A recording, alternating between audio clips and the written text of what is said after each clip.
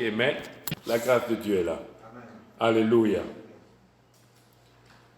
Alors, ce matin, nous allons partager la parole, mais de ce pas, je veux quand même saluer notre maman, notre sœur, qui est là ce matin. Vous serez accueillis officiellement après la parole. Amen. Mais déjà un bonjour. Ça, c'est moi juste qui vous salue, le pasteur. Mais autrement, tout le monde vous saluera après. Alléluia. Amen. Vous avez bien fait d'être là. C'est un choix. En fait, c'est un choix. Que l'Éternel soit béni. Et nous, de même aussi, nous avons bien fait d'être là. Alors, de ce pas, nous allons partager le message de ce matin. Vous savez, nous avons commencé notre trimestre d'évangélisation.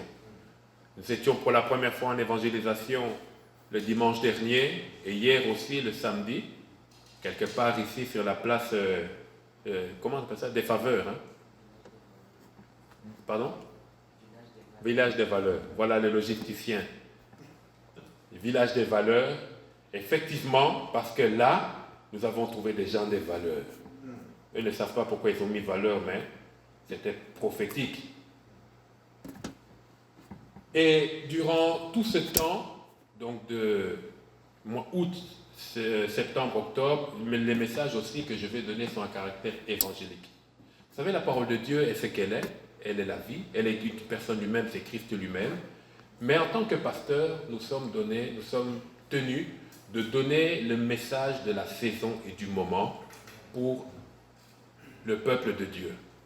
Et le Seigneur nous a mis à cœur, de toute façon c'est un ordre général pour le corps du Christ, de parler de l'évangélisation. Mais l'évangélisation a plusieurs aspects. Ce matin, je vais aborder un aspect un peu, je dirais, dramatique ou extrême, mais qui est dans la Bible. Puisque lorsque nous sommes entrés dans la pandémie et que tout le monde avait le choix, tout le monde était devenu son propre pasteur. Maman Félicité, je pense que c'est ça. Tu vas sur YouTube, tu choisis ce que tu veux.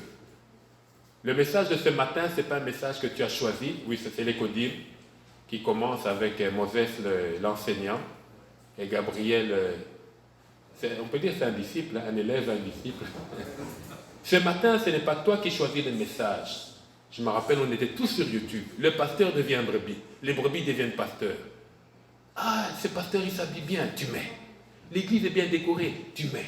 Là-bas, on chante bien, tu mets.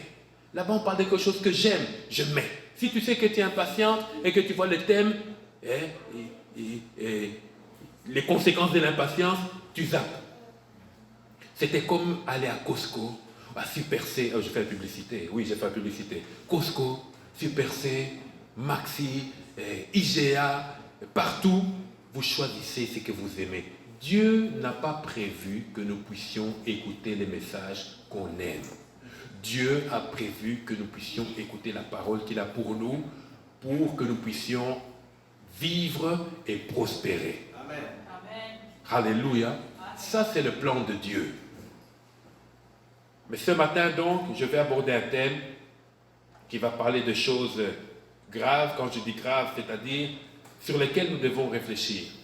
Tu peux réfléchir sur la prochaine voiture que tu auras. C'est bien, mais ça ne changera pas grand-chose à ta destinée. Tu peux réfléchir sur la prochaine robe ou la prochaine paire de chaussures que tu auras. Tu peux réfléchir sur le prochain voyage que tu feras. Ce sont de bonnes choses, parce que le Seigneur veut que nous jouissions de toutes ces choses. Mais il y a des choses qu'il ne faut pas zapper, parce que tu y penses ou pas, que tu le veuilles ou non, elles t'atteindront.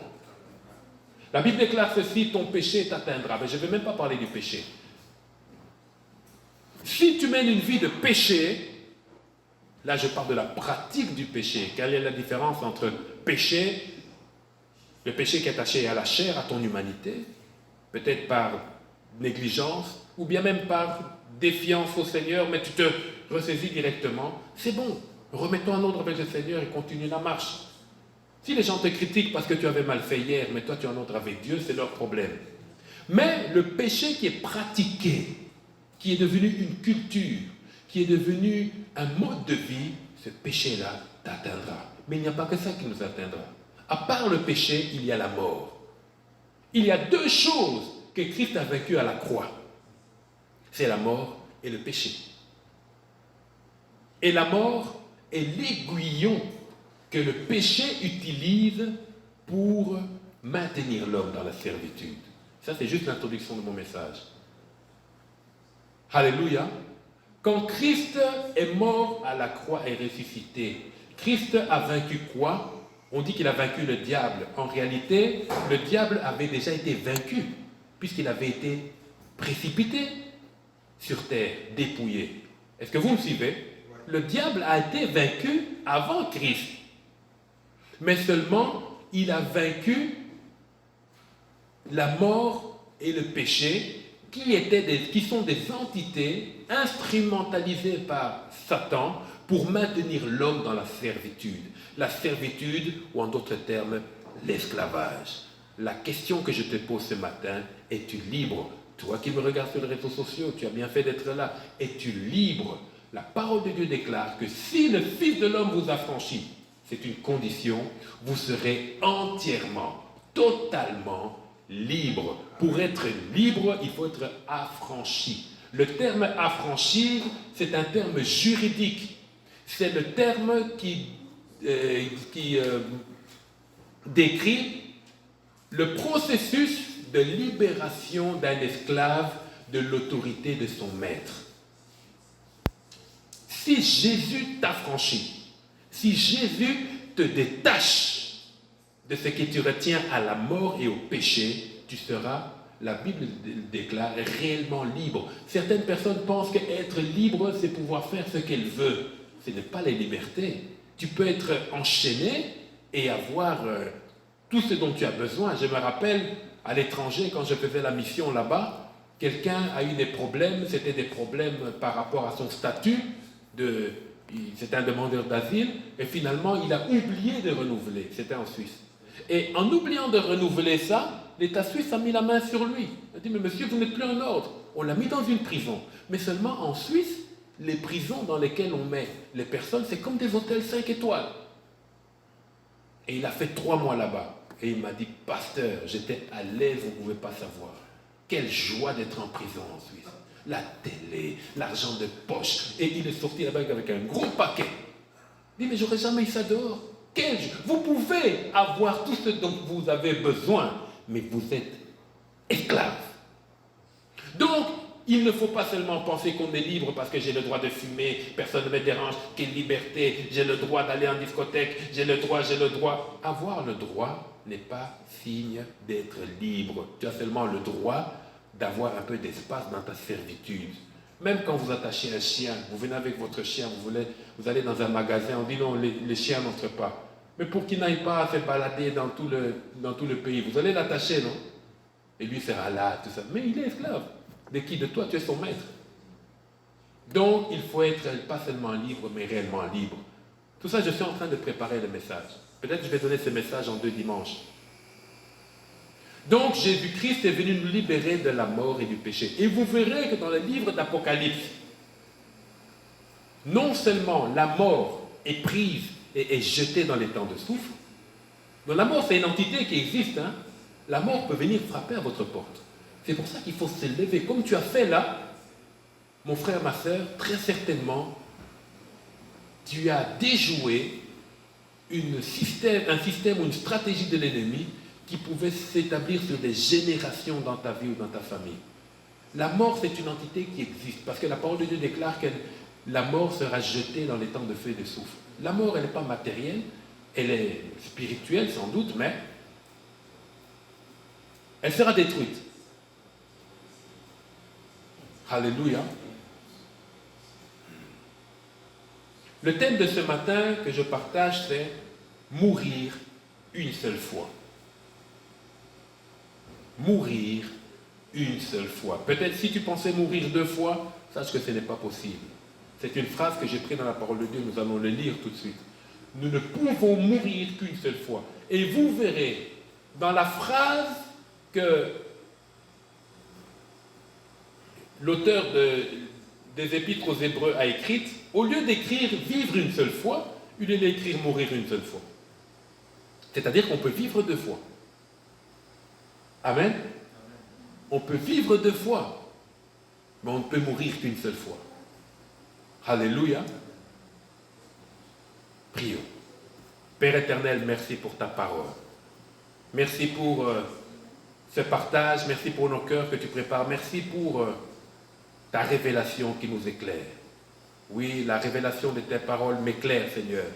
Elle est une lampe à mes pieds, une lumière sur mon sentier. Laisse que quelqu'un ce matin, mon frère, ma soeur, nos frères et nos bien-aimés qui sont sur les réseaux sociaux, qui vont nous suivre en direct ou en différé, Seigneur, laisse que quelqu'un soit touché par ta parole.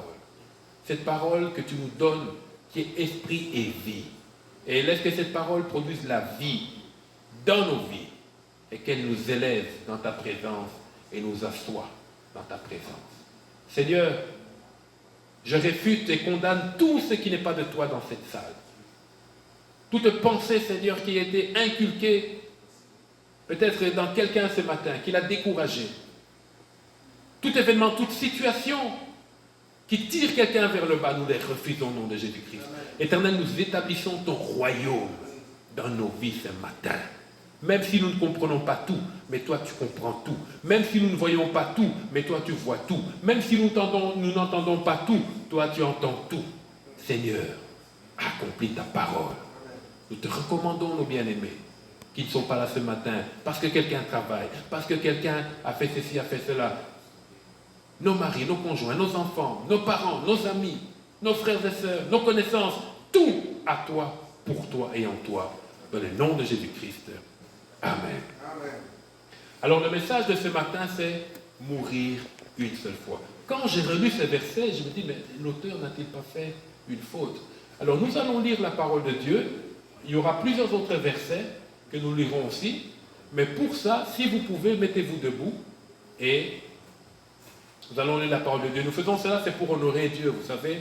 Il y a des actes qui sont prophétiques. Il y a des actes qui sont prophétiques. Et on a déjà vu quelqu'un qui avait des maux de dos et il s'est mis debout, guérison directement. Mais ça, c'est dans la souveraineté de Dieu. Nous sommes dans les livres, dans l'Épître aux Hébreux. C'est dans le Nouveau Testament, un peu vers la fin là. Épître aux Hébreux, chapitre 9, verset 27.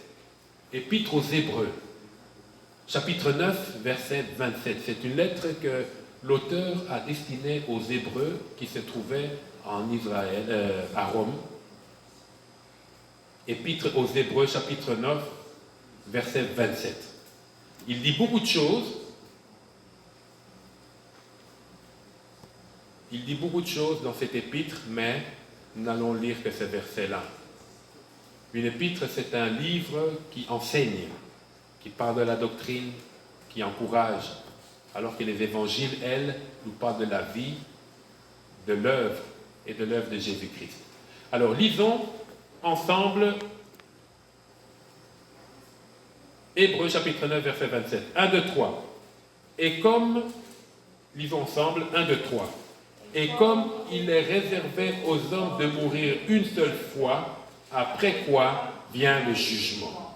Je vous en prie. Donc ici, l'auteur des Épîtres aux Hébreux s'adresse aux Hébreux qui vivaient à Rome.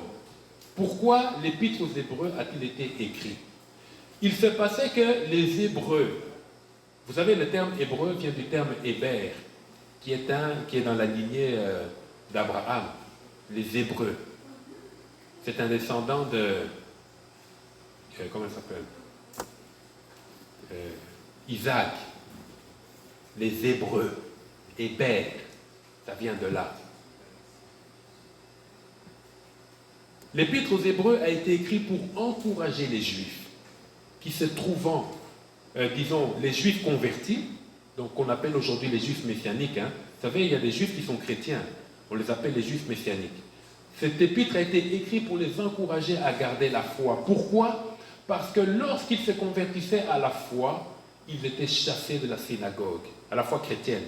Ils étaient chassés de la synagogue. Or, la synagogue, c'était le lieu culturel, social, spirituel dans lequel la communauté juive se rassemblait. C'est un peu comme vous êtes à l'étranger, vous avez une ambassade avec un centre culturel. Si vous êtes de telle nation, vous savez que si je veux voir les mêmes qui sont originaires de ma nation, c'est là que je dois aller. Alors toute la vie du juif, donc du judaïsant, celui qui est de la religion juive, toute sa vie tourne autour de la synagogue. Alors on les chassait. Et ils étaient privés de reconnaissance, de liens sociaux, tout ça. C'était dur pour eux. Et c'était comme une persécution qui venait de leurs propres frères. Alors l'épître aux Hébreux leur est adressée pour leur dire que non, vous avez accepté Christ, mais vous n'avez pas mal fait. Et ça commence, ça décrit, l'épître aux Hébreux commence en décrivant ce que Moïse a apporté et ce que Jésus-Christ a apporté. Et il dit par exemple que Moïse a apporté la loi, mais Christ a apporté la grâce. Alléluia. Donc autant de choses. Alors voilà le message. Mais quelque part il dit, et comme il est réservé aux hommes de mourir une seule fois, après quoi vient le jugement. C'est un verset qui est très court, mais qui est très, très, très important et très profond. Parce que c'est une phrase dont il faut se rappeler de temps en temps. C'est-à-dire, il se peut qu'un jour je meure. La seule chose dont on est certain dans la vie, chacun d'entre nous, même les enfants sont conscients, c'est qu'un jour, à moins que Christ ne revienne, je quitterai cette terre. Alléluia. Ça, c'est une certitude, bien-aimée. Et nous tous, nous posons nos actions par rapport au temps qui nous est donné. Alors, le premier point que je vais développer, c'est, je lis ce que j'ai préparé, Dieu a prévu, Dieu a planifié le séjour de tout être humain sur terre. Puisqu'il nous dit que, et comme il est réservé aux hommes de mourir une seule fois, or ne peut mourir que celui qui vit. Or, si je ne meurs qu'une fois, c'est-à-dire qu'il y a une vie là qui va prendre fin. Alors dans cette vie-là, qu'est-ce que Dieu a prévu pour toi? Qu'est-ce que Dieu a prévu pour moi? Qu'est-ce que Dieu a prévu pour nous? Qu'est-ce que Dieu a prévu pour toi? Est-ce que tu t'es déjà posé la question? Parce que c'est facile de meubler sa vie de beaucoup d'activités, parce que les activités ne manquent pas. Tu peux entrer dans le programme de quelqu'un d'autre, tu n'as rien à faire. Oh, aujourd'hui, je n'ai rien à faire. Oh, viens, on va faire le magasin. Aujourd'hui, je n'ai rien à faire. Oh, viens, on va à Toronto. Aujourd'hui, je n'ai rien à faire. Je regarde telle série. C'est très bien. Mais qu'est-ce que Dieu, qu'est-ce que celui qui t'a donné la vie a prévu pour toi? Toi, tu as prévu pour toi des choses, c'est très bien. Mais qu'est-ce que celui qui t'a donné la vie, qu'est-ce que l'auteur de la vie a prévu pour toi? Parce que lui te dit que après d'avoir vécu ce temps-là, tu vas mourir. Nous savons, de par ce que la parole de Dieu nous dit, qu'après la mort, la vie continue.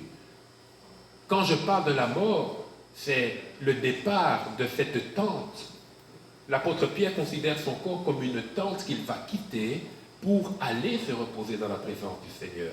Mais vous savez, je l'ai dit d'ailleurs dernièrement, que la parole de Dieu nous parle de 3 types de mort. Le premier type de mort, c'est le fait d'être séparé de Dieu. C'est la mort spirituelle.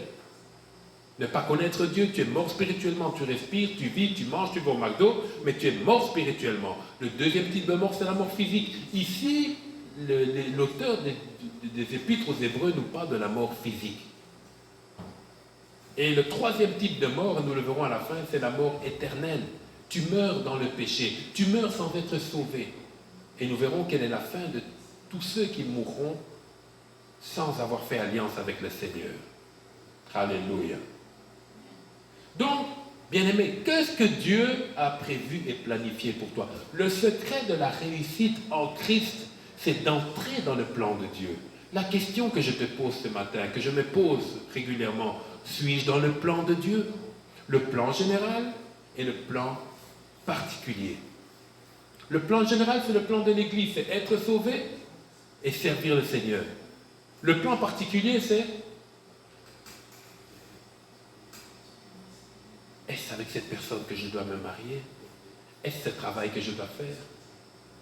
Dois-je quitter vraiment ce pays pour aller vivre ailleurs? Donc Dieu nous conduit par son esprit pour que nous puissions vivre selon lui. Alors je fais une parenthèse.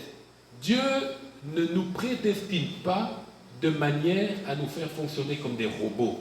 C'est-à-dire, oh, de toute façon, il arrivera ce qu'il arrivera, puisque c'est Dieu qui me conduit. Non, Dieu te propose, parce qu'il a mis en toi la capacité de dire oui, de dire non, d'aller à droite ou d'aller à gauche. C'est ce qu'on appelle le libre arbitre. Dieu ne nous conduit pas comme des robots, mais il veut que volontairement, nous puissions entrer dans son plan. Bien-aimé, je te pose la question ce matin.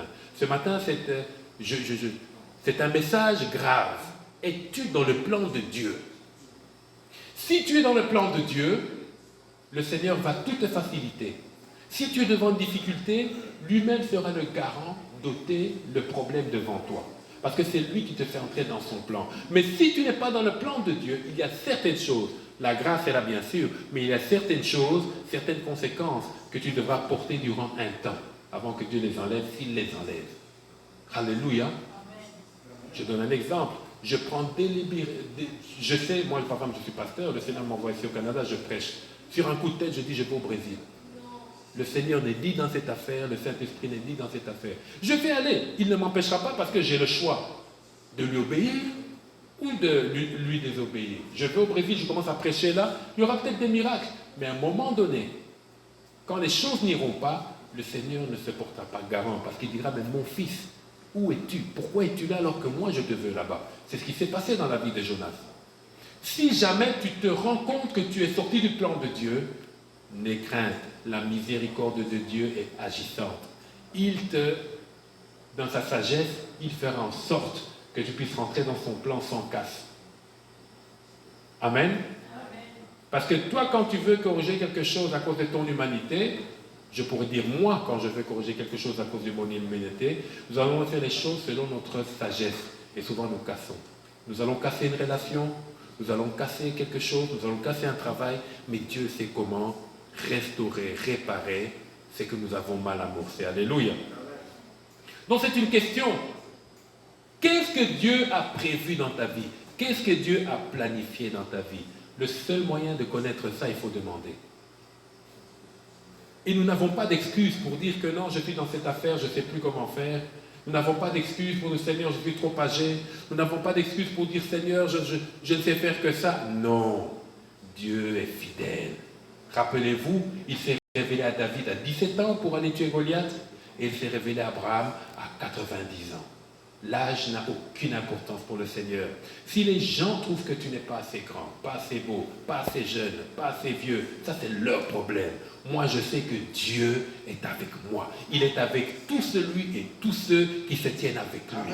Dieu ne dit pas non à quelqu'un parce qu'il ne veut pas de lui. Dieu dit non à quelqu'un parce qu'il ne l'a pas choisi. Alléluia. Mais quand tu as choisi l'Éternel, que tu sois borgne, qu'il te manque une jambe, que tu n'aies aucun diplôme, ça ce n'est pas le problème du Seigneur. Les hommes parleront, toi tu avanceras avec le Seigneur parce qu'avec Dieu nous ferons des exploits. Alors, il est écrit dans le verset là, et comme il est réservé. Bien, mais c'est quoi réservé? N'êtes-vous jamais allé dans une fête et il y avait une table qui était réservée pour vous? N'avez jamais vous acheté quelque chose en ligne et vous êtes parti à la cueillette ici pour récupérer ça et on dit ça c'est vous est réservé? Et n'a-t-on jamais rien réservé? Et n'êtes-vous jamais parti à l'école et là il y avait un casier, une chaise qui était réservée pour vous? Bien-aimé, Dieu nous a réservé quelque chose. Dieu nous a réservé de quoi? Excusez-moi de casser l'ambiance, de mourir. Le Seigneur est terrible. Hein? Dieu nous a réservé de mourir, c'est-à-dire que il voit le pasteur, c'est mon fils, toi tu es pasteur et si tu mets de la cravate, mais je t'ai réservé quelque chose. Oh, c'est quoi, Seigneur?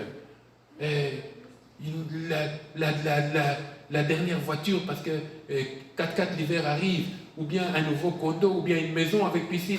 Non, tu vas mourir. Ah, c'est ça que tu m'as réservé. Ah oui. Et Dieu a bien caché la phrase dans les livres d'Hébreux. Il n'y a que ceux qui lisent la Bible qui vont lire ça. Et ça, c'est pas un verset qu'on prêche souvent. Hein.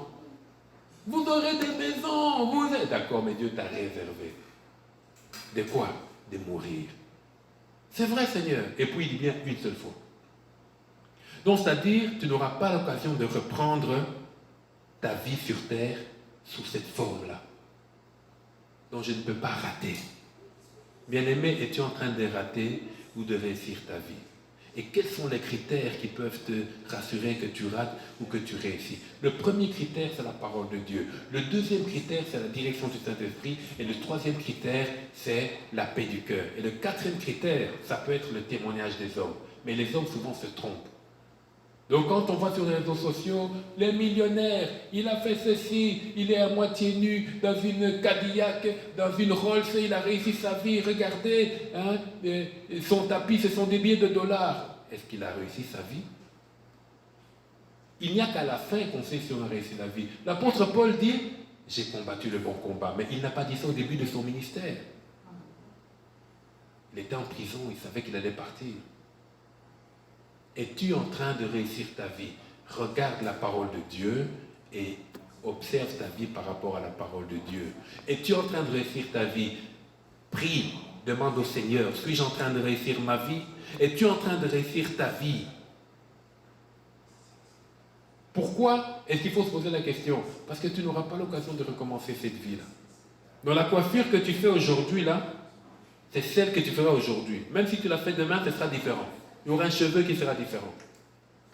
La manière que tu mets la même chemise chaque jour, mais tu la mets un mardi, quand tu le mets le mardi là, c'est une autre chose, parce que c'est plus mardi, c'est mercredi. Bien-aimé, ne rate pas ta vie. C'est facile de dire que j'ai le temps, mais as-tu le temps? On a vu des grands partir avant. On a vu des personnes saintes, des personnes, des modèles partir avant. On demande, pourquoi Seigneur, tu prends cette personne et moi tu me laisses? Mais Dieu te dit, moi je suis Dieu. Donc, Dieu nous a réservé. Qu'est-ce que Dieu t'a réservé à part de mourir? À part ça, qu'est-ce qu'il t'a réservé ici? Tu es au Canada, dans la province du Québec. Bon, pourquoi tu es là? Qu'est-ce qui t'a réservé? Qu'est-ce que tu fais? Qu'est-ce que tu attends? Qu'est-ce que tu crois? Mourir, c'est pas une condamnation, c'est une voie de sortie pour le chrétien. Il te dit non, écoutez, pour le temps où tu es là, fais ce que tu dois faire parce qu'à un moment donné, moi je vais te récupérer parce que tu es à moi et je veux que tu puisses être dans mon bonheur éternel. Ça, c'est le chrétien qui part. Mais il n'en est pas de même de l'impie, celui qui n'a pas reçu Christ. Lui part dans des douleurs, sans espérance.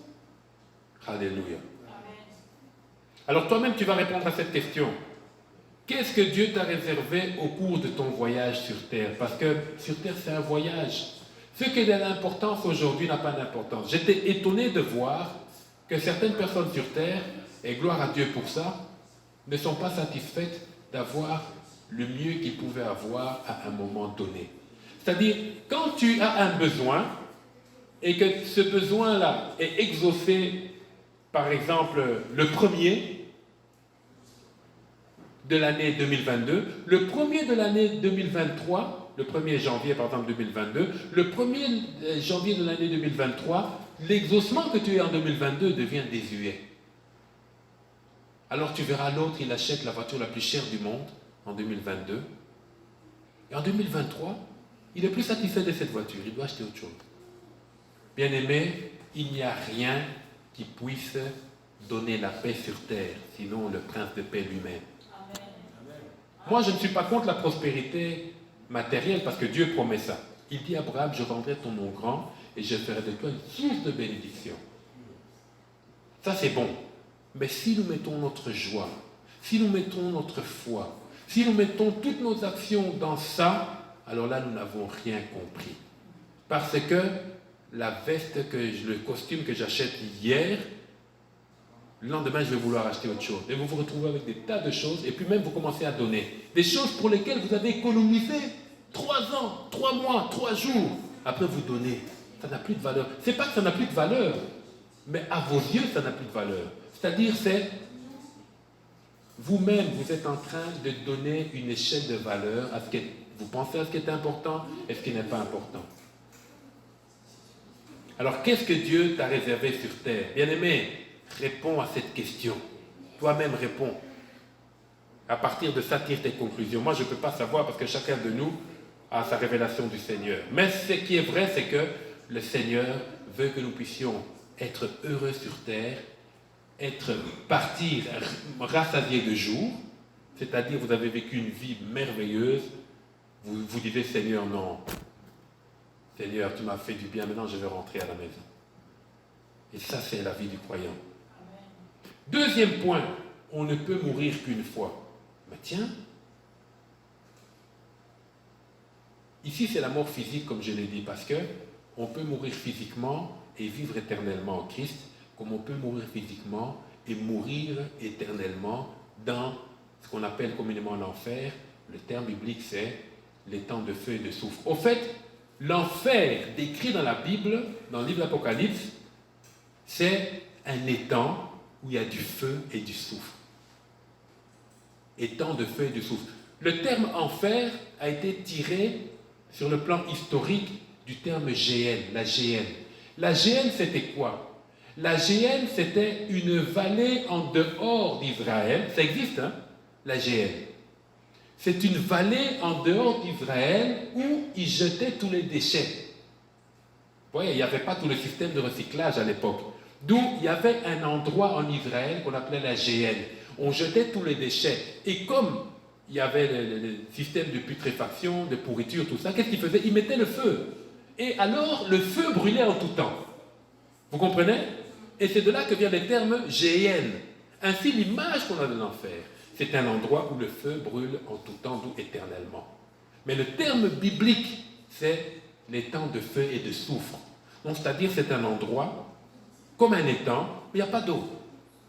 Il n'y a que du feu et du soufre. Et vous savez que les premières armes, les premiers pistolets, on appelait ça les mousquetons à l'époque, hein, c'était vers le 15e siècle ou quoi, on mettait du soufre à l'intérieur. Quand vous mettez le soufre, ça brûle. Étang de feu et de soufre. C'est-à-dire, quand il y a du soufre dans ça brûle éternellement. Ça brûle, alors, vous ne pouvez pas envoyer tous les pompiers du monde, ça ne s'arrêtera pas. Et ça, la Bible parle de ça. Mais à la fin, c'est-à-dire qu'il faut tenir compte de cette parole qui déclare mieux vaut la fin d'une chose que son commencement. Là, on vient de commencer la journée, mais comment la journée finira-t-elle? Alors, quand tu es sur ton lit avant de dormir, dis Seigneur, merci. Tu as permis que je sorte. Tu as permis que je rentre. Tu n'as ni eu une crise cardiaque, ni un AVC, ni un accident. Je vois sur Internet quelqu'un, heureusement, il n'est pas mort. Il a pris tout simplement une personne, il mangeait quelque chose, d'une noix, la noix s'est bloquée ici. Il était seul dans la cuisine. Il était filmé par sa caméra de surveillance et heureusement, il a fait sortir ça de lui-même.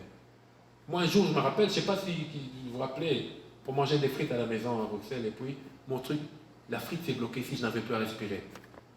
Et on était à table. Je ne sais pas si les enfants se rappellent. Toi, tu te rappelles? Je me suis levé calmement. Je savais ce qu'il fallait faire. Que je ne pouvais pas parler. J'arrivais plus à respirer, j'étais à table. On m'a vu, je me suis levé calmement, j'allais aux toilettes. Je vais à la cuisine. Il faut noter, hein. J'ai pris de la mie de pain, j'ai fait une boule, sans eau, j'ai englouti ça directement, ça a coincé. C'était un bout de frite, vous voyez, il y a des durs comme ça, comme une arête. Et c'est parti. Je suis revenu, après j'ai raconté l'histoire. Si j'avais raté, on m'aurait enterré. La frite t'a tué. Les gens allaient rigoler à mon deuil. Il est mort comment? Oh, une frite l'a tué. Vous savez, dans les deuils, on rigole, hein, on ne pleure pas seulement. Hein. Tout le monde pleure devant le cercueil. Il est mort avec une frite. L'histoire du pasteur qui est mort tué par une frite. Ça allait être drôle. Donc, il faut rendre grâce à Dieu pour toutes choses. Pour toutes choses. Il faut dire merci au Seigneur. Donc, deuxième point, on ne peut mourir qu'une seule fois. Mais si on ne peut mourir qu'une seule fois, alors, ça veut dire qu'on ne peut vivre une vie terrestre qu'une seule fois. Alors maintenant, là, 3 questions. Quelle valeur donnes-tu à la vie, à ta propre vie et à la vie des autres? Quelle valeur? Oh, j'ai une chaînette, un collier, c'est 15 000 $. D'accord. Est-ce que ça a plus de valeur que ta vie ou que la vie de quelqu'un d'autre? Même si c'est un SDF dans la rue. Comme je voyais à Toronto, juste avant l'hiver. Il dort dehors, mais il va sur les bouches d'égout, là où le chauffage est très chaud. Il dort, il fait moins 20, mais lui, il est dans pleine chaleur parce qu'il est sur une bouche d'égout. On ne règle pas ces problèmes-là. Mais quelle est la valeur de la vie? Dieu seul sait. Mais toi, quelle est la valeur que tu donnes à la vie, à ta propre vie? Pourquoi permets-tu à certaines choses de venir te détruire alors que ta vie est précieuse? Pourquoi permets-tu au stress de te détruire? Pourquoi permets-tu à la malbouffe de te détruire? Pourquoi permets-tu à la maladie de te détruire? Pourquoi permets-tu à ce style de vie-là de te détruire? Bien-aimé, quelle est la valeur de ta vie et quelle est la valeur de la vie des autres qui sont autour de toi? Même si quelqu'un est méchant, même si quelqu'un est inculte, même s'il est mal éduqué, même si quelqu'un n'est pas gentil, mais c'est un être humain. Il faut le traiter en tant que tel. Alléluia. Deuxième question. Puisque la vie est un don, es-tu en train d'honorer le don que Dieu t'a donné ou en train de déshonorer? Ici, suivez-moi bien, s'il vous plaît. Puisque la vie est un don c'est quoi? Quelque chose que tu as reçu sans effort, sans argent. On t'a donné. Alors, es-tu en train d'honorer ta vie ou de déshonorer ta vie? Or, le terme biblique, quand Dieu dit dans sa parole « honore ton père et ta mère », dans les écritures originelles de la Bible, honorer ne veut pas dire tout simplement bien parler.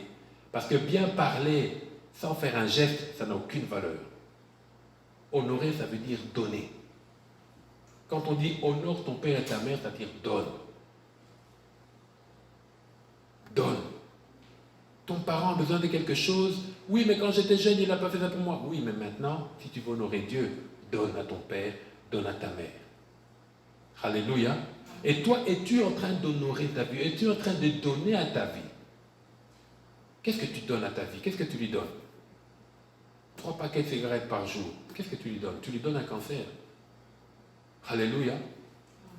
Donc, bien aimé, tu dois honorer ta vie. Je ne vais pas aller plus loin par rapport à cette question parce que chacun de nous a sa réalité. Mais en général, la chose la plus importante, nous devons permettre à notre vie de continuer après la mort. Et ça, c'est le salut.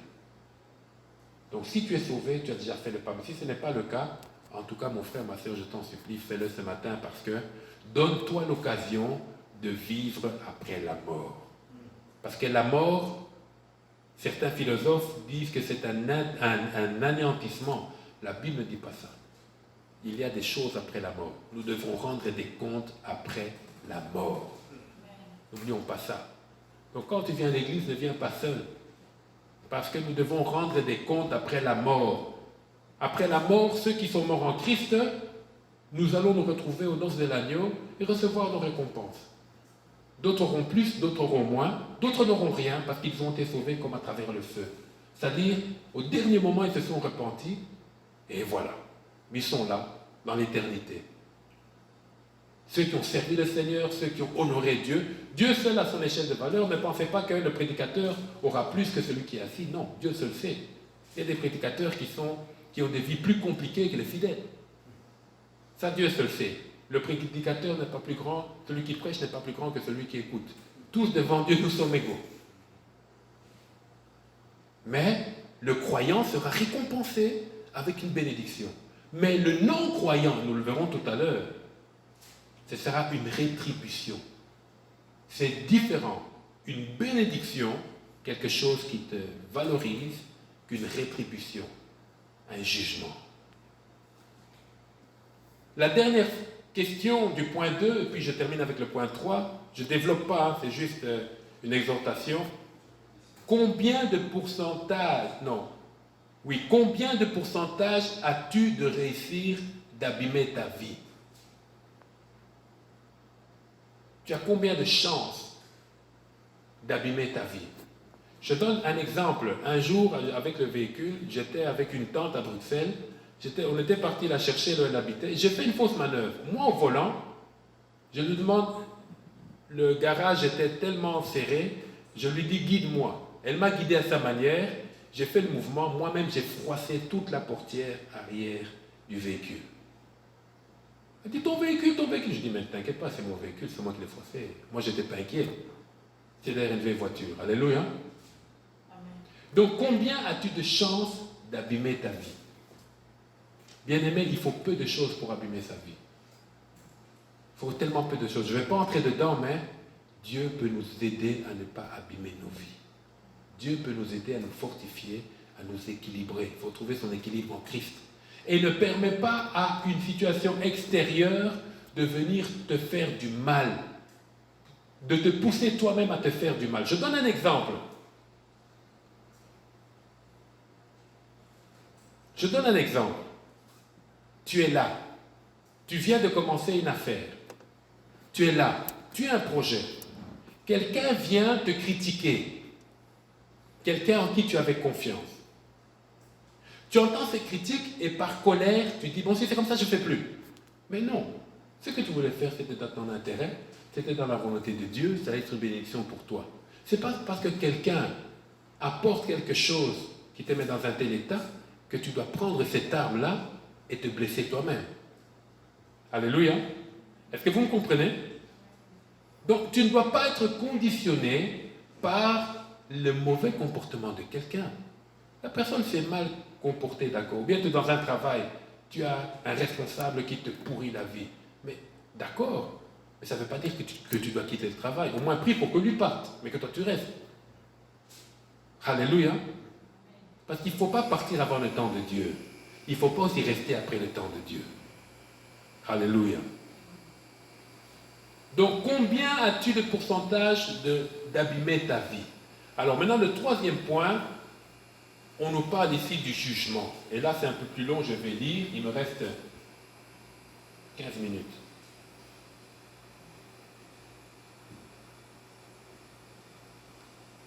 Prochainement, je vous promets, ce sera Alléluia, gloire à Dieu. Ce sera un message un peu moins stressant. Mais ce n'est pas stressant, c'est la parole de Dieu. De quel jugement Dieu parle-t-il quand il dit, je relis le passage, et comme il est réservé dans Hébreux 9, 27, et comme il est réservé aux hommes de mourir une seule fois, après quoi vient le jugement? De quel jugement Dieu parle-t-il? Alors, pour répondre à cette question, vous pouvez rester assis, mais nous allons lire un peu 6 versets. Le premier verset, tout est dans Apocalypse. Apocalypse. Au fait, Apocalypse, c'est la traduction française de Apocalypsus en grec. Mais Apocalypse, ça ne veut pas dire la fin du monde. Mais ça veut dire les choses dernières, les choses de la fin. Mais nous, quand on parle d'Apocalypse, on a tellement attaché ça à l'arme nucléaire qu'on pense que l'Apocalypse, c'est l'arme nucléaire. Parce qu'on dit que l'arme nucléaire, c'est la fin. Ça, ce sont les hommes qui disent. Pour Dieu, l'arme nucléaire, c'est rien. C'est rien. L'Apocalypse, c'est juste les choses de la fin. C'est la révélation des choses de la fin. Alléluia. Selon Dieu. Alors nous sommes dans Apocalypse, ou le livre de Révélation, chapitre 1, verset 18. C'est l'apôtre Jean qui a écrit ça. Le dimanche, j'exhorte, mais j'enseigne aussi, parce que nous n'avons pour l'instant qu'un jour en présentiel. Je l'ai fait aussi le mardi sur Internet, de 20h à 21h15, et je vous encourage à vous connecter.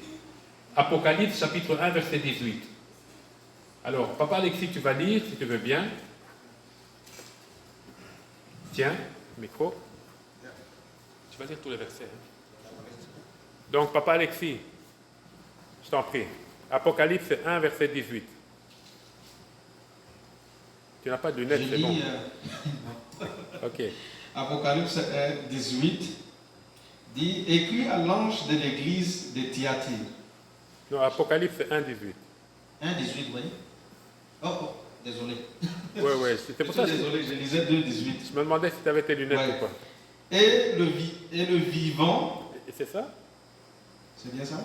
Apocalypse 1. Apocalypse chapitre 1, verset 18. Oui. C'est ça? Et le vivant. Ah oui, ok. J'étais mort. Et voici, je suis vivant au siècle des siècles. Je tiens les clés de la mort et du séjour des morts. Amen. C'est le verset 18. Voilà, c'est ça. Maintenant, Apocalypse, nous sommes au chapitre 14, verset 13. Un jour, je me rappelle, c'était à Kinshasa, j'étais à l'église, et je faisais la modération parce que... Bon, ça je raconterai après. Vas-y mon frère. Apocalypse chapitre 14. 14-13. 14-13. Ouais. Ok. Le verset 13. Et j'entendis du ciel une voix qui disait, écrit, heureux dès à présent les morts qui meurent dans le Seigneur. Oui, dit l'Esprit, afin qu'ils se reposent de leurs travaux, car leurs œuvres les suivent. Amen. Amen. Ici, on parle de ceux qui sont sauvés. Quand tu... il y a encore d'autres passages. Quand tu meurs dans le Seigneur, on m'entend. Quand tu meurs dans le Seigneur, voilà ce qui t'attend. Tu meurs, mais tu es vivant dans la présence de Dieu. Et il y a tellement de belles choses qui vont te suivre et ce sera la joie éternelle. Maintenant, nous lisons au chapitre 20, des versets 10 à 15. Apocalypse 20, 10 à 15. Ça, c'est presque la fin de la Bible. Hein? Apocalypse 20, 10 à 15. C'est un peu long, mais écoutons. Apocalypse 20, 10 à 15. Et le diable qui les séduisait fut jeté dans l'étang de feu et de soufre, où sont la bête et le faux prophète. Et ils seront tourmentés jour et nuit au siècle des siècles. 11. Puis je vis un grand trône blanc et celui qui était assis dessus. La terre et le ciel s'enfuirent devant sa face, et il ne fut plus trouvé de place pour eux. Et je vis les morts, les grands et les petits, qui se tenaient devant le trône. Des livres furent ouverts, et un autre livre fut ouvert, celui qui est le livre de vie. Et les morts furent jugés selon leurs œuvres, d'après ce qui était écrit dans ce livre. Dans ces livres. La mer rendit les morts qui étaient en elle. La mort, le séjour des morts, rendit les morts qui étaient en eux. Et chacun fut jugé selon ses œuvres. Et la mort et le séjour des morts furent jetés dans l'étang de feu. C'est la seconde mort, l'étang de feu. Quiconque ne fut pas trouvé écrit dans le livre de vie fut jeté dans l'étang de feu. Merci beaucoup. Alors ici, je ne vais pas entrer en profondeur. Je vais juste survoler, mais je reviendrai sur ces choses durant peut-être l'année prochaine, quand on touchera les Apocalypse. Ici, on nous dit d'abord, merci papa Alexis, à Kinshasa, je me rappelle, un prédicateur était venu, et comme c'est moi qui faisais la modération, c'était à Limité, à la borne Limité, où j'étais modérateur, il a dit non, un anglophone, il a dit oh non, que lui lise. Et j'avais la Bible. Alors il dit donner des versets, c'est ces jours-là que j'ai su que je savais chercher des versets dans la Bible. Alors il m'a donné des trucs, c'est un test, hein. Si j'avais mal fait, on allait m'enlever de la modération. J'allais t'enlever de la modération. Tu as vite choisi. Alors, premier passage que nous avons lu par rapport au jugement. Premièrement, dans Apocalypse 1, 18, Jésus dit que je suis le premier et le dernier vivant. J'étais mort et voici, je suis vivant au siècle des siècles. Et il dit, je tiens les clés de la mort et du séjour des morts. Il faut savoir que maintenant, tel que nous sommes là, Jésus tient les clés de la mort et du séjour des morts. C'est-à-dire que même quand tu meurs, tu auras des comptes à rendre. Parce qu'il va t'appeler. Oh, Thierry, viens. Il les a eu quand? Il les a eus lorsqu'il est descendu de la croix. Il est mort. C'est pour ça que Christ devait mourir. Quand il est mort, la Bible déclare qu'il est entré au séjour des morts. Et après, il est sorti. Qu'est-ce qu'il a fait? Il est venu reprendre ce que Adam avait donné à Satan. Amen. Il a repris l'autorité sur la mort. C'est pour ça qu'on dit que Jésus a vaincu la mort. C'est pour ça que toi, quand tu pries, tu peux parler à la mort. Lui dire, tu n'entreras pas dans ma maison. Et elle n'entrera pas dans la maison si tu pries au nom de Jésus dans la foi. Et il faut le dire, il ne faut pas seulement croire, il faut le dire. Parce que les démons ne réagissent pas par rapport à ce que tu crois dans la tête. Ils ne peuvent pas lire ce qui est dans ta tête. Satan ne peut pas lire ce qui est dans ta tête. Il n'y a que Dieu qui peut lire ce qui est dans ta tête. Dieu et toi. Même ton mari, ton épouse ne peut pas. Personne ne peut lire. Mais quand tu parles à Satan, là, tu lui ordonnes au nom de Jésus. Là, il obtempère. Bien aimé, vous savez ce qui se passe quand tu dis au nom de Jésus? Tout le monde se met en garde à vous. Tout le monde. les anges, les démons, les présidents, les grands, les petits. Tout le monde se met au garde à vous dans le monde spirituel. Tout le monde. Amen. Les autorités, les principautés, les dominations, tout le monde se met au garde à vous. Mais tu es tellement faible dans la prière. Parce que quand tu pries, toi, tu ne fais que pleurer. Seigneur, tu as vu, Seigneur, tu as vu. Mais non, lève-toi, parle la parole de Dieu. Il dit, au nom de Jésus, je déclare que ma vie est restaurée et que l'ennemi ne prendra pas autorité sur moi. Amen. Amen. Hein? Les anges disent, Jésus, on a parlé de toi. Satan, Jésus, Jésus, Jésus. Ça, c'est une parenthèse. Donc, Jésus a la clé. Deuxièmement, il nous est dit après, qu'est-ce qui se passe pour celui qui est en Christ et qui meurt? Il est dit dans Apocalypse 14, 13, et j'entendis du ciel une voix qui disait, écrit, heureux, dès à présent les morts qui meurent dans les seigneurs. Oui, dit l'Esprit, afin qu'ils se reposent de leurs travaux, car leurs œuvres les suivent. C'est-à-dire, dès que Christ vient reprendre son Église, nous montons avec lui le même jour, la même heure, la même seconde, nous tous les rachetés. D'abord, ceux qui sont morts dans le Seigneur, eux-mêmes les premiers sont ressuscités. Ensuite, nous, si Jésus vient maintenant, nous sommes aussi transformés et nous montons avec eux. Et directement, ce sont les noces de l'agneau durant 7 ans. Amen. Après les 7 ans-là, c'est le millénium qui commence. Après, nous revenons 1000 ans, l'Église sur la terre. Nous régnons 1000 ans. Et après les 1000 ans, et juste avant les 1000 ans, Satan est pris, il est jeté dans une prison. Ça, c'est ce que le livre d'Apocalypse raconte. Après les 1000 ans, on le libère. Dieu choisit de le libérer. Pourquoi? Parce que ce n'est pas Christ qui doit vaincre encore Satan. Christ a déjà vaincu Satan, premièrement au ciel et à la croix. La dernière défaite de Satan doit venir des saints. C'est toi qui dois défaire Satan. Ce n'est pas Jésus. C'est toi qui dois prier au nom de Jésus. Oh Jésus, tu connais ma situation. Oui, mais prie. Je connais, mais prie. Puisque c'est toi mon soldat. C'est toi mon soldat. Mon soldat au féminin ou au masculin. C'est toujours mon soldat. C'est toi mon soldat. Alors les saints, nous allons, si nous mourons en Christ, nous serons récompensés. Après 1000 ans, c'est nous qui allons juger ce que nous allons voir maintenant. Nous serons avec Christ. Après 1000 ans sur terre, Satan est relâché, et puis c'est Gog et Magog, enfin c'est beaucoup de choses, on reviendra dessus. Mais à la fin, quand Satan est vaincu, nous sommes avec Christ en train de juger maintenant ceux qui sont morts sans Christ. Et c'est ce que nous avons lu au verset 20. On nous dit, au verset 20 du chapitre 5, les morts ne revinrent point à la vie jusqu'à ce que les 1000 ans fussent accomplis. C'est la première résurrection. Vous comprenez? Jusqu'à ce que les 1000 ans soient accomplis, ceux qui sont morts sans le Seigneur seront toujours dans le séjour des morts. Vous comprenez? Jusqu'à présent. Ma sœur, vous partez maintenant? Oh, on n'a pas pris votre...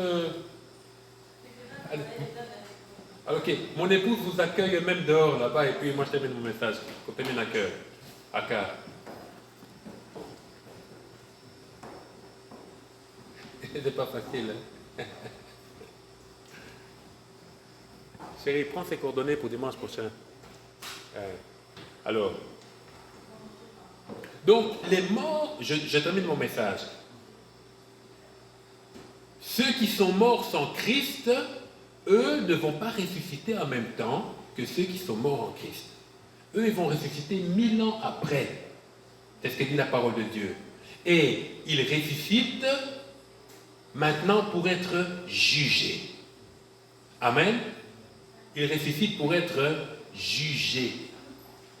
Donc ceux qui sont morts en Christ, c'est la première résurrection. Ceux qui sont morts sans Christ, c'est la deuxième résurrection. En fait, tous nous allons ressusciter. Certains pour la vie éternelle, certains pour la mort éternelle. Alléluia. Donc, au verset 10 maintenant, Apocalypse, on voit le jugement du grand trône blanc. Qu'est-ce qui se passe? C'est qu'à la fin, nous sommes jugés. ceux qui sont morts sans Christ sont jugés. Et c'est ce que nous avons lu. Je ne vais pas tout relire, parce que déjà le temps de la prédication est imparti, mais on nous dit, bon, je relis tout, mais sans faire trop de commentaires, après je termine, et le diable qui les séduisait fut jeté dans les temps de feu et de soufre. On jette le diable. La première personne, ce n'est pas la première personne. Quand le diable est jeté, il trouve qui? Où sont la bête et le faux prophète? Vous voyez? Eux, ils auront déjà été jetés avant les milléniums dans les temps de feu et de soufre.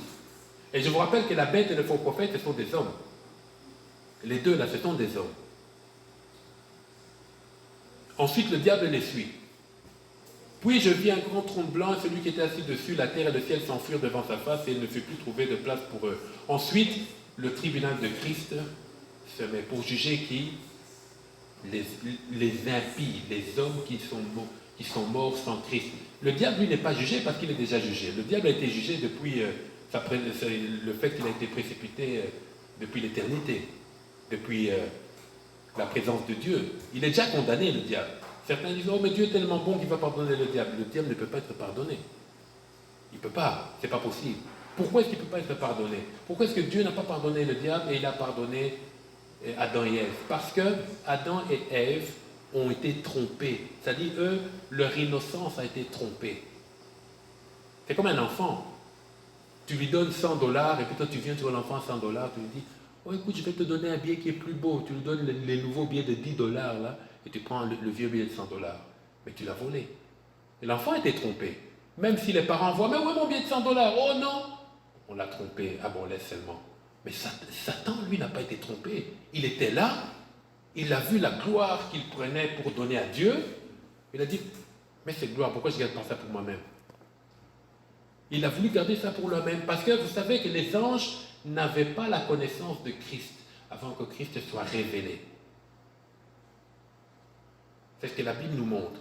Alors quand Satan a pris ce qui était à Dieu, et il savait que Dieu était inaccessible, Dieu aussi n'allait rien lui faire. Rien. Il s'est dit, mais entre moi et Dieu, il n'y a que moi et lui. Et puis il y a les autres anges.